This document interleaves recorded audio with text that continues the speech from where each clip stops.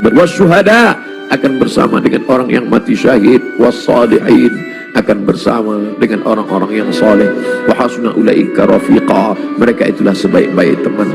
Kalian sahabat-sahabat, kalian adalah orang-orang baik, tapi aku akan bertemu dengan orang yang lebih baik. Siapa dia?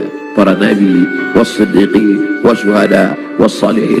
Puncaknya kalimat panjang itu tak lagi keluar dari mulut Nabi, tapi mengatakan Allahumma birrafiqil a'la, akan bersama dengan Allah yang maha tinggi. Tidak ada lagi.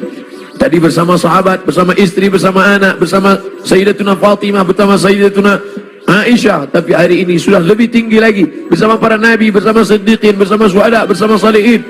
Tapi setelah itu hanya tinggal satu, Allahumma birrafiqil a'la, bersama Allah Subhanahu wa ta'ala.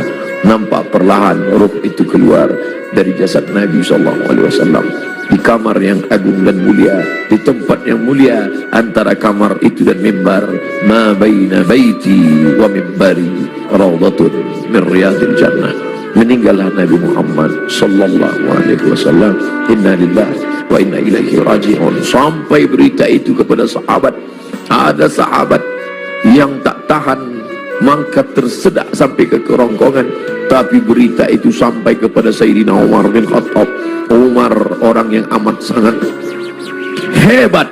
Sebelum Umar masuk Islam, tidak ada orang yang berani membaca Al-Quran dengan suara keras, semuanya bersembunyi. Tapi begitu Umar masuk Islam, orang berani. Begitu juga respon kepada Umar. Begitu sampai berita kepada Umar, wahai Umar, Nabi Muhammad SAW sudah meninggal, wahai Umar. Umar mencabut pedangnya. Man qala inna Muhammadan qad mata, siapa yang mengatakan Muhammad mati akan aku pancung kepalanya, kata Umar. Siapa yang berani mengatakan Muhammad mati akan aku pancung kepalanya, kata Umar. Saat itu datang Abu Bakar Siddiq.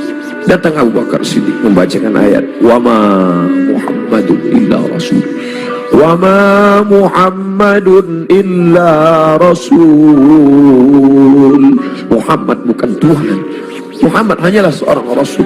Qad khalat min qablihi rusul, sebelum dia dulu sudah ada rasul-rasul. Ada Adam, Adam meninggal. Ada Idris, Idris meninggal. Ada Nuh, Nuh meninggal. Ada Ayub, Ayub meninggal. Ada Zulkifli meninggal. Ada Musa, Musa meninggal. Ada Harun, Harun meninggal. Qad khalat min qablihi rusul afa immata, kalau dia meninggal, au qutila, atau dia dibunuh orang, inqalabatum ala a'qabikum, apakah kalian akan meninggalkan agama ini? Apakah kalian akan murtad? Begitu mendengar ayat itu, padahal Umar bin Khattab hafal Quran, padahal Umar bin Khattab termasuk 40 sahabat kutabul wahyi, penulis wahyu. Tidak hafalkah dia ayat itu? Dia hafal Quran, dia penulis wahyu. Tapi kenapa ketika pukulan berat itu datang, lupa, hilang ayat itu dari kepalanya? Maka kita pun begitu dalam hidup ini. Kadang ketika pukulan berat itu datang, kita perlu sahabat, kita perlu teman-teman. Saat ini Abdul Somad yang mengingatkan, saat ini Abdul Somad yang membacakan. Tapi sampai masanya pukulan berat itu datang bertubi, Abdul Somad pun lupa. Siapa yang akan mengingatkan dia? Ada sahabat-sahabat, sahabat-sahabat dakwah semua. Abdul Somad bukan guru, Abdul Somad bukan imam, Abdul Somad bukan syekh, Abdul Somad bukan habib. Abdul Somad hanyalah seorang sahabat dakwah yang saling mengingatkan, watawasau bil haq, watawasau bis sabr. Hari ini aku yang mengingatkan engkau saudara, tapi besok aku boleh lupa, besok aku boleh lalai. Kalian yang akan mengingatkan. Ustaz Somad dulu yang ceramah tentang ini, Ustaz Somad dulu yang kenapa engkau lupa Ustaz? Hari ini, subuh ini yang penuh berkah. Allah mubarik li ummati fi bukuriha. Ya Allah, berkahi umatku ini pada waktu pagi, pada waktu subuh. Lalu kemudian berita itu sampai kepada Umar. Umar tak dapat menguasai jiwanya. Ternyata cinta mengalahkan ayat, ternyata cinta mengalahkan semuanya. Tapi ada orang tua yang sanggup membuat pedang itu terjatuh. Bagaimana dengan sahabat yang lain? Bilal tidak sanggup tinggal di kota Al-Madinah Al-Munawwarah. Bagaimana mungkin dia bisa sanggup tinggal di sana? Setiap subuh dia akan mengetuk pintu itu. Dan mulai besok Selasa, kalau dia ketuk pintu itu tidak ada lagi yang keluar. Bagaimana mungkin dia sanggup tinggal di sana? Dia tinggalkan kota Madinah.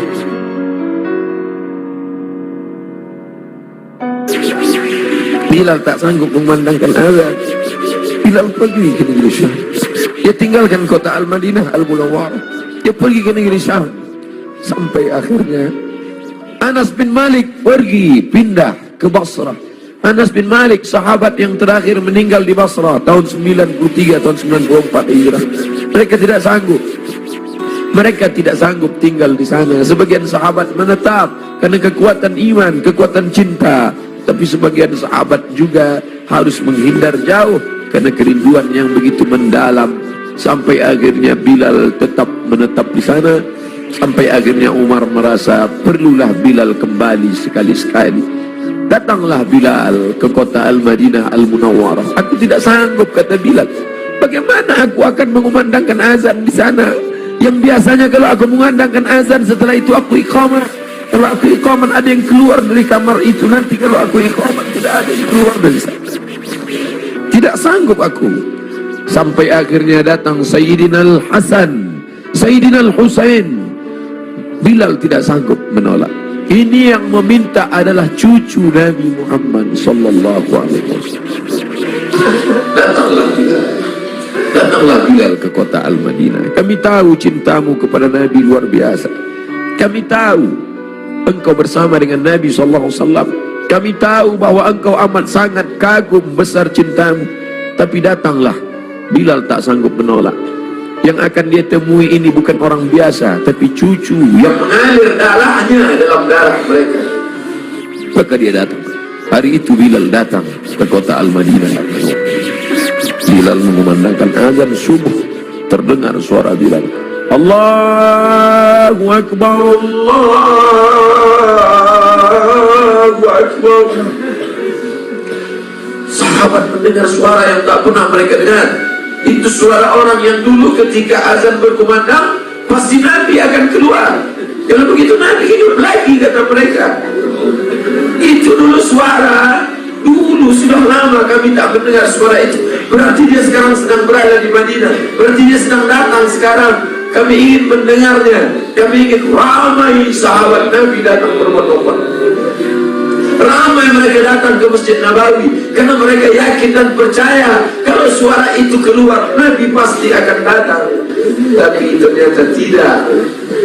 Ketika Bilal mengumandangkan azan, mereka hanya berjumpa dengan Bilal.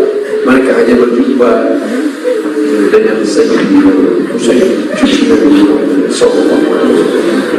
Kita tak pernah bersedih. Kita tak pernah bersedih.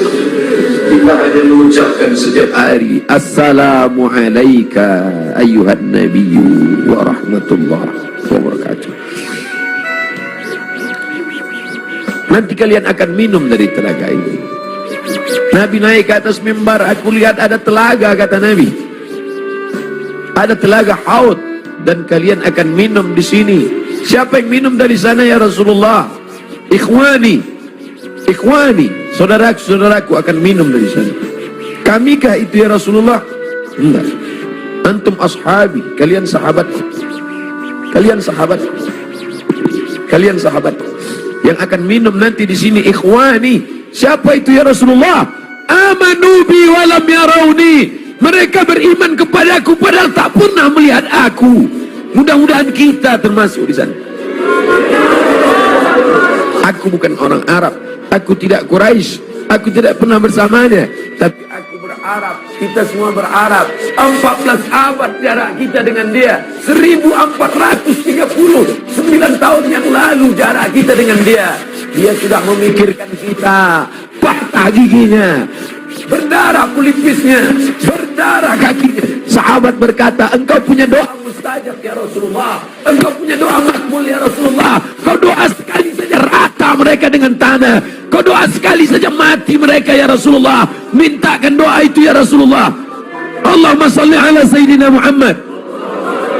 Sekali saja engkau berdoa ya Rasulullah, akan mati mereka semua. Kata Rasulullah, tidak. Doa itu aku simpan. Untuk siapa? Untuk kalian nanti di padang mahsyar. Aku simpan doa itu syafaatan li ummati. Dia pikirkan kita 14 abad yang lalu. lakukan untuk agamanya ini? Apa yang sudah kita buat? Orang-orang kaya, tolonglah agama Allah ini. Kalian dirikan MDA, tolong fakir miskin. Air mata tidak cukup untuk menolong agama Rasulullah SAW. Pemimpin-pemimpin, raja-raja, sultan-sultan, kalian semua akan mati menghadap Allah. Satu-satunya syafaat hanyalah syafaat Rasulullah SAW. Subuh ini, bapak-bapak dari kepolisian.